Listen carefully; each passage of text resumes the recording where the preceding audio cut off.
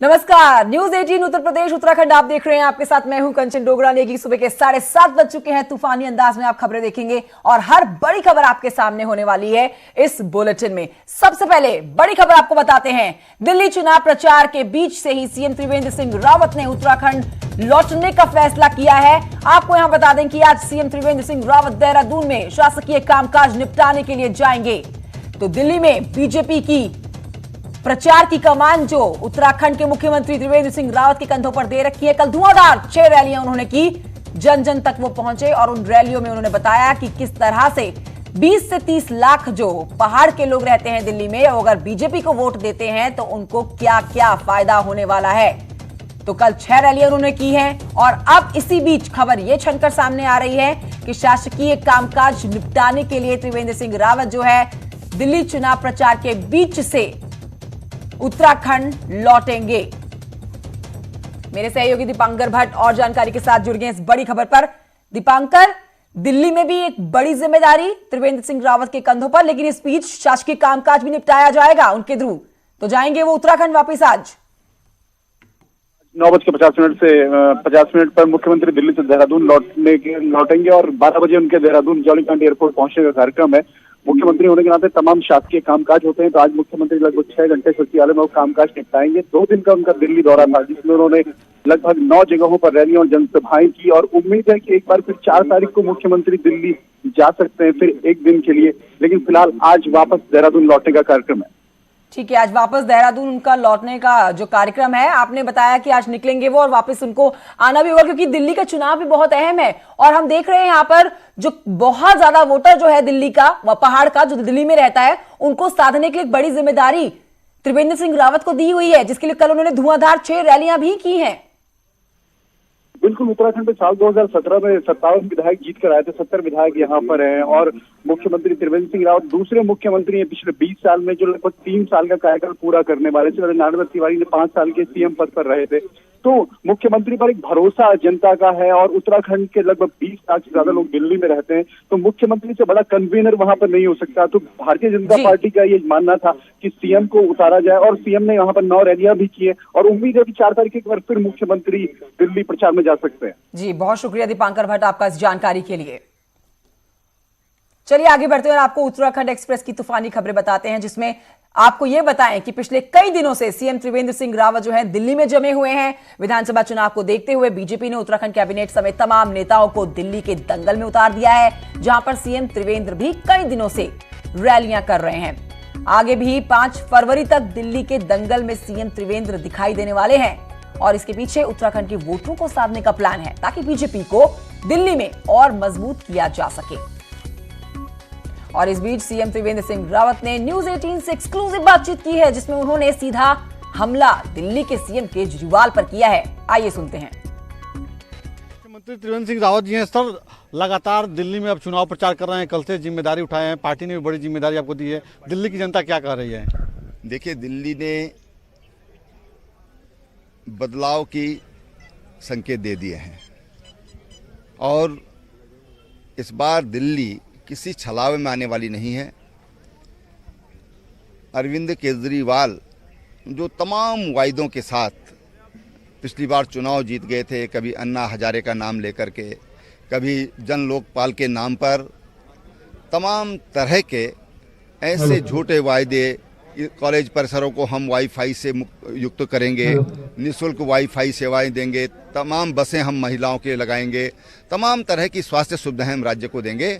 लेकिन आज उनकी जो वायदे थे और जो वायदा खिलाफी उन्होंने दिल्ली की जनता के साथ किया, दिल्ली की जनता ने 5 साल में उनको परख लिया है और दिल्ली की जनता इस बार नकारात्मक राजनीति को छोड़ करके और सकारात्मक राजनीति के लिए भारतीय जनता पार्टी को यहाँ से विजयी बनाएगी।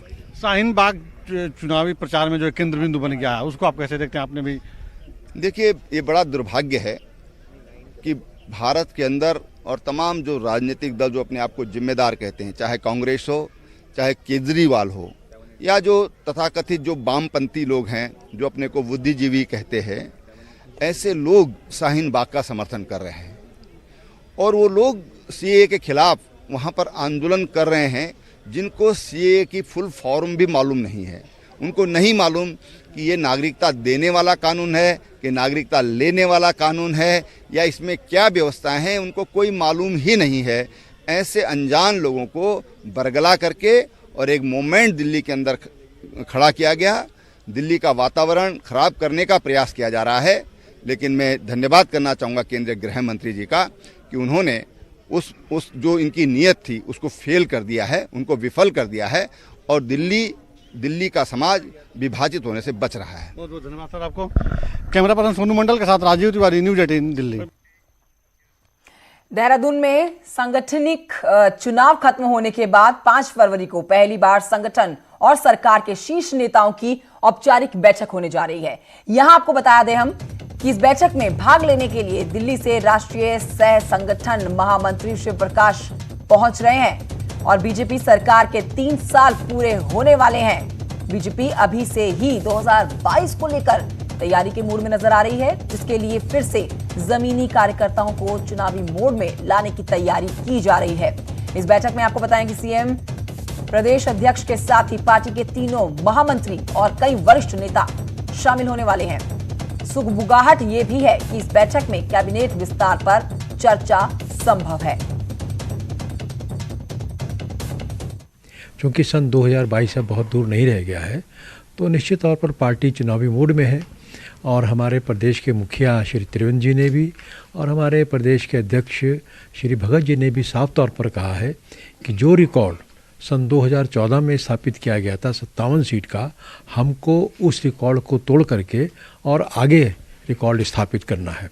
तो निश्चित तौर के लिए इसके लिए तैयारियां भी उस स्तर की होनी है। जो यहां आगे बढ़ते आपको बताएं कि पिथौरागढ़ थल मुंसियारी रोड खुलने की उम्मीद है। आज पिछले 6 दिन से ये रोड बंद है। भारी बर्फबारी के बाद से ये रोड बंद पड़ा हुआ है। 9 घंटे का जैम लगा हुआ था कुछ दिन पहले। आपको बता दें भारी बर्फबारी हुई थी, जिसके बाद बर्फ हटाने का काम जो है वो किया जा रहा था और अब जो खबर छनकर सामने आ रही है उसके मुताबिक आज पिथौरागढ़ थल मुंसियारी रोड खुलने की उम्मीद जागी है।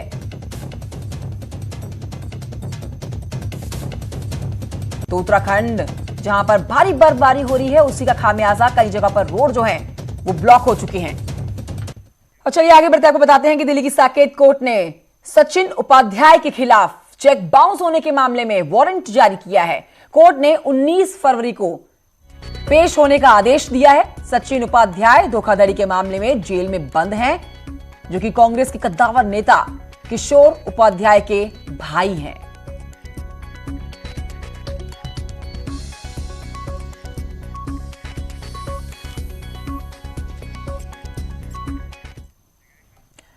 उत्तराखंड एक्सप्रेस में आगे बढ़ते आपको बताएं कि चमोली के बद्रीनाथ एनएच से आर्मी की लेफ्टिनेंट लापता हैं। अब खबर यहां पर यह है कि दिल्ली से औली जाते वक्त सैन्य अधिकारी लापता हो गए, जिसकी तलाश में अब पुलिस और एसडीआरएफ की जो टीम है लगी हुई है। आशंका जताई जा रही है कि लेफ्टिनेंट पहाड़ी से नीचे गिर गए हैं, जिनकी तलाश में टीमें अब जुटी हुई हैं।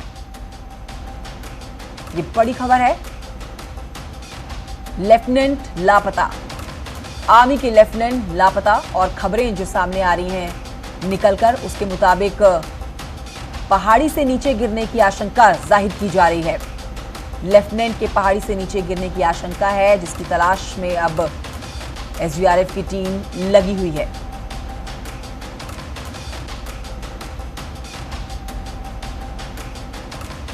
तो युवक जो है इसको आर्मी का लेफ्टिनेंट बताया जा रहा है और पहाड़ी से नीचे की खबर है, जिसमें अब उनको तलाशने की कोशिश लगातार जारी है। प्रभात पुरोहित मेरे सहयोगी और जानकारी के साथ इस बड़ी खबर पर मौजूद है। प्रभात, ये पूरी खबर विस्तार से बताइए।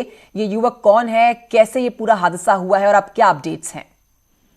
जी कंचन, आपको बताना चाहूंगा जो सैन्य अधिकारी लापता हुआ है, ये वर्तमान समय में पुलिस के मुताबिक वर्तमान समय में नागालैंड में तैनात है और इसका नाम जो है जीत कर है, और जो कि मूल रूप से उड़ीसा का रहने वाला है, लेकिन ये दिल्ली 20 दिन की छुट्टी अपने घर आया था और वहां से ये औली के लिए आ रहा था, जो कि शूटिंग की प्रतियोगिता औली में होने की बात बताई जा रही है, उसमें शामिल होने के लिए यहाँ पे आ रहा था। और इसी दौरान जो है ये लंगसी के पास जो है, जो दिल्ली से जब ये निकला था तो ऋषिकेश से ये जो सवारी बस है उसमें बैठा हुआ था और उसके बाद जो है ये लंगसी के पास जैसे ही एक महिला सवारी वहां से उतरी और उसके कुछ देर बाद ही ये सैन्य अधिकारी भी बस से उतर चुका और जिसके बाद वहां से कुछ दूर जाने के बाद ये अचानक चट्टान की तरफ निकला और उसके बाद से लापता है। और अभी भी जो है पुलिस हो, एसडीआरएफ हो, सेना का यहाँ पे सर्च अभियान जारी है और लगातार जो लापता सैन्य अधिकारी है इसकी तलाश जारी है। जी, दिक्कतें काफी सामने आ रही होंगी पुलिस अधिकारियों को और एसडीआरएफ की टीम को, क्योंकि पहाड़ी इलाका है। लेकिन ये खबर अपने आप में बहुत अहम हो जाती है कि जो ये शख्स है ये लेफ्टिनेंट है अमिका और किस तरह से तलाश लगातार की जा रही है। पहाड़ी इलाके से, पहाड़ी से नीचे गिरने की खबर है। बहुत शुक्रिया आपका प्रभात इस जानकारी के लिए। चलिए आगे बढ़ते हैं, आपको रुड़की लिए चलते हैं, जहां के सिविल लाइन कोतवाली क्षेत्र में एक सड़क हादसे में दो है कि बुलेट और स्कूटी की टक्कर हुई है, जिस हादसे में एक छात्र की मौके पर ही मौत हुई है। दूसरे छात्र ने इलाज के दौरान दम तोड़ा है और दोनों छात्र जो हैं 12वीं के बताए जा रहे हैं।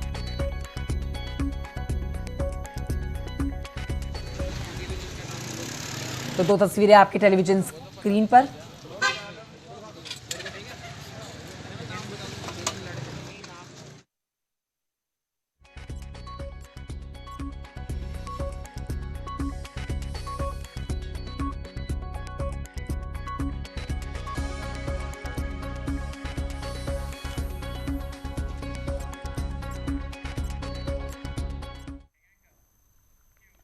रुड़की से खबर एक और है, जहां पर सिविल लाइन कोतवाली क्षेत्र के जादूगर रोड से यूपी एसटीएफ की टीम ने केएलएफ को हथियार सप्लाई करने वाले पंजाब के एक युवक को गिरफ्तार किया है।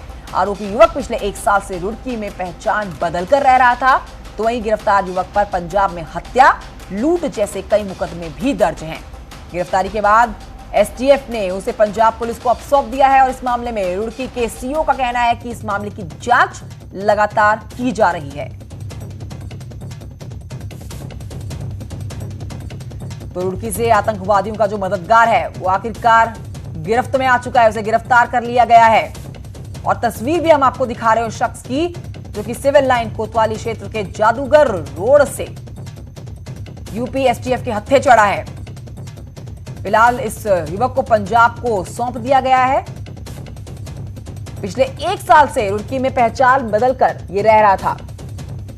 इसके ऊपर कई वारदातें पर केस जुड़े हुए हैं, हत्या, लूट जैसे कई मुकदमे इसके ऊपर चल रहे हैं। और गिरफ्तारी के बाद अब इसको एसटीएफ ने पंजाब पुलिस को सौंप दिया है।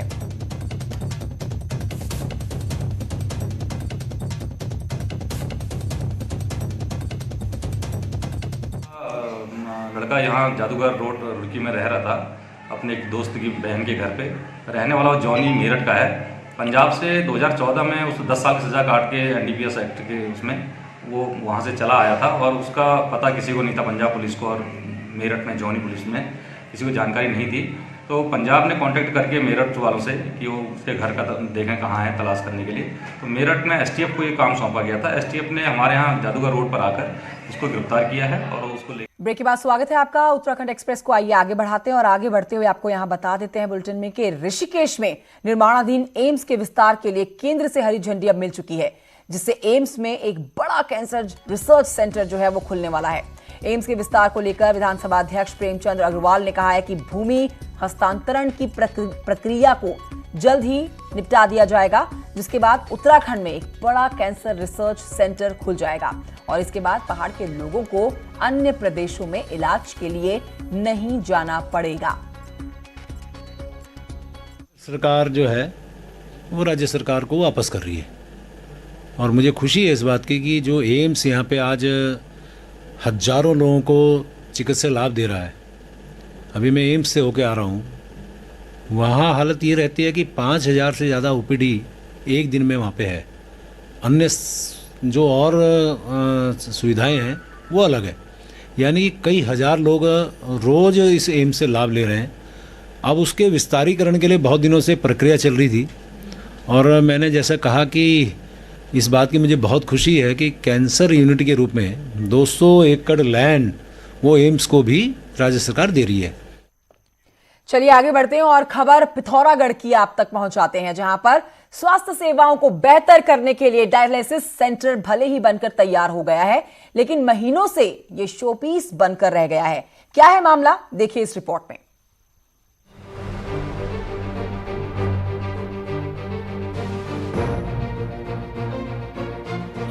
पहाड़ों में स्वास्थ्य सेवाओं की बदहाली किसी से छिपी नहीं है और सरकार इसे दूर करने के लिए कदम भी उठा रही है। पिथौरागढ़ में भी सरकार ने मरीजों को दूर न जाना पड़े इसके लिए अस्पताल में डायलिसिस सेंटर का निर्माण कराया था, लेकिन महीनों बीत जाने के बाद भी इसका फायदा मरीजों को नहीं मिल पा रहा है। वहीं इस मामले में विपक्ष सरकार पर हमलावर है। इन्होंने 3 डायलिसिस मशीनें यहाँ भेजी हैं, कहा कि हम पिथौरागढ़ में डायलिसिस की सुविधा दे रहे हैं। वो मशीनें अभी तक इंस्टॉल नहीं हो पाई हैं, न उनको चलाने के लिए कोई ऑपरेटर है, न उनका कोई टेक्नीशियन अभी तक आया। वो मशीनें जंग खा रही हैं। लाखों की लागत से यहाँ 3 बेड का डायलिसिस सेंटर बनाया गया है, लेकिन स्टाफ की कमी के कारण डायलिसिस सेंटर सफेद हाथी साबित हो रहा है। डायलिसिस में नर्सेज के पद भरे जाने हैं और अभी डायलिसिस प्लांट लग गया है। अब उसमें जो है चिकित्सक को अभी फरवरी में जो है पुनः प्रशिक्षण के लिए भेजना जाना है एडवांस उसके लिए, ताकि वो बेहतर तरीके से काम कर सकें। उसके बाद डायलिसिस यूनिट शुरू कर दी जाएगी। जनता की गाढ़ी कमाई से जिला अस्पताल में बने डायलिसिस सेंटर का फायदा लोगों को कब मिलेगा ये तो कहना मुश्किल है, लेकिन सरकार की ओर से इस और जल्द ध्यान देने की जरूरत है, जिससे जरूरतमंदों को इलाज के लिए सैकड़ों किलोमीटर दूर जाने की जरूरत न पड़े। न्यूज़ 18 के लिए पिथौरागढ़ से विजयवर्धन उप्रेती की रिपोर्ट। देहरादून में ठगी का अनोखा मामला सामने आया है, जहां पर एक शातिर ठग ने फिल्मी अंदाज में ज्वेलर्स के साथ ठगी की है। दरअसल दून में नामी स्वीट शॉप के मालिक के नाम पर ज्वेलर्स ने 55,000 रुपए की सोने की चेन को डिलीवर करने के बाद चंपत हो गया और ठगी का खुलासा तब हुआ जब ज्वेलर पैसे लेने स्वीट शॉप के मालिक के पास पहुंचा। अब शिकायत के बाद पुलिस ने आरोपी को धर दबोचा है।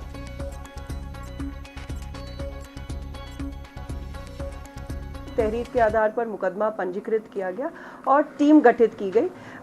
जिस कार का इस्तेमाल किया गया था इस व्यक्ति द्वारा, उसको ट्रैक किया गया और जो इसका मेन अभियुक्त है, जो इस चेन को लेकर फरार हुआ था, संदीप सेठी, उसकी भी गिरफ्तारी कर ली गई है और जो चेन लेकर ये फरार हुआ था उसकी भी बरामदगी हो गई है। पिथौरागढ़ की बेटी ने विदेश में उत्तराखंड का नाम कर दिया है, नाम रोशन कर दिया है। जी हां, इंटरनेशनल बॉक्सिंग प्रतियोगिता में निवेदिता काकी ने गोल्ड मेडल जीतकर देश और प्रदेश का नाम रोशन किया, जिसकी तस्वीरें अब सामने आ चुकी हैं और इन तस्वीरों को देखकर परिजन काफी खुश नजर आ रहे हैं। तो इंटरनेशनल बॉक्सिंग प्रतियोगिता में निवेदिता काकी, जिन्होंने गोल्ड मेडल जीता, न सिर्फ प्रदेश बल्कि पूरे देश का नाम रोशन किया है। उत्तरकाशी में साहसिक खेलों और स्वरोजगार को बढ़ावा देने के लिए जिला पर्यटन विभाग द्वारा 5 दिवसीय निशुल्क माउंटेन साइकिलिंग कोर्स का आयोजन किया जा रहा है, जिसमें क्षेत्र के 20 युवक युवतियों को इसकी तकनीक और स्वरोजगार के बारे में जानकारी दी जा रही है।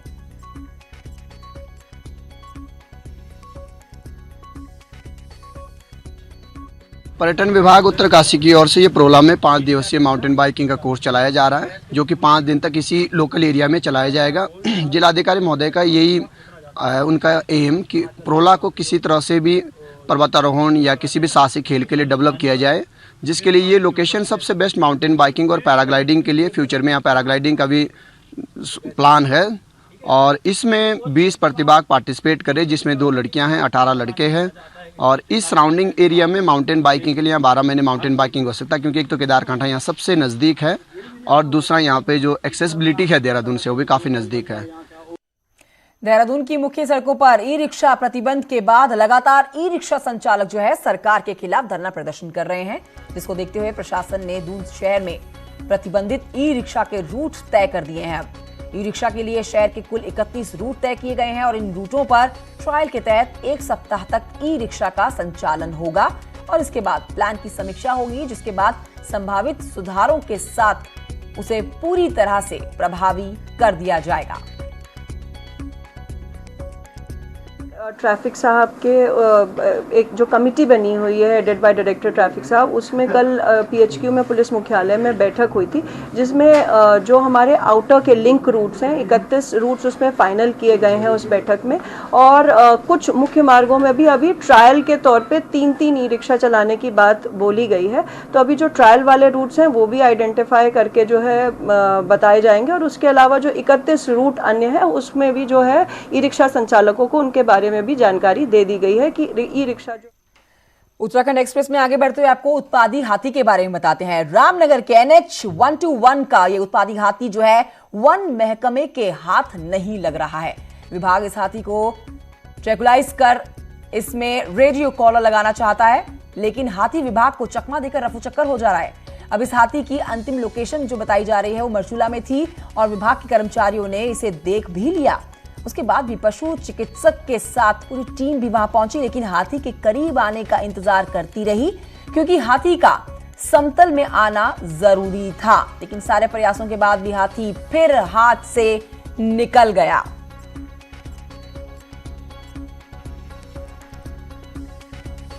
और ये आप देख रहे हैं, ये वही उत्पादी हाथी है जो फिलहाल वन विभाग की टीम के हाथों से बाहर है। इसको लगातार धर दबोचने की कोशिशें की जा रही है, लेकिन बार बार रफूचक्कर हो जा रहा है ये। और जिसकी लास्ट लोकेशन बताई जा रही है वो मरचूला बताई जा रही है।